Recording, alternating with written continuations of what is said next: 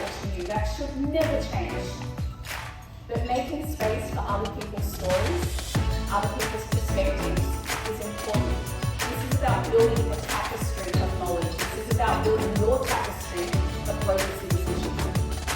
Let's keep moving.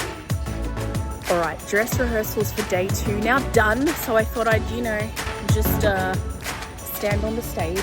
Let's go for a walk. Look how long this stage is. Organic, happy, vibrant. I was like, yes, I need more of this.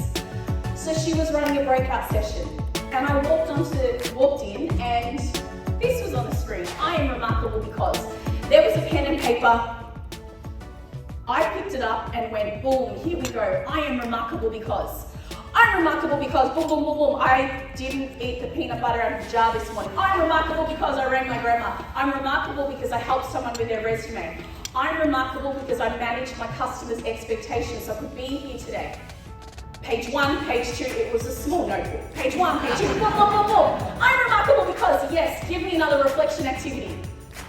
The person sitting next to me had her head down and she was crying. I was like, oh, I'm remarkable. Why are you crying? And she said, I don't think I'm remarkable.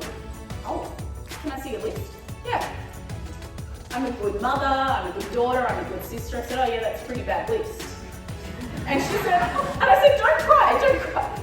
I'm saying it's a pretty bad list. How old are you? She was 30 something. I said, well, you can walk, you can talk, you can write an email, there are 3 things. If you got to this age and you never considered how remarkable you are, if you are working hours and hours to bring customer excellence to the company you work for, to the company you've created, or to the customer that you're working with, and you haven't paid it back to you. We pay forward a lot. If you haven't paid it back to you, what a shame.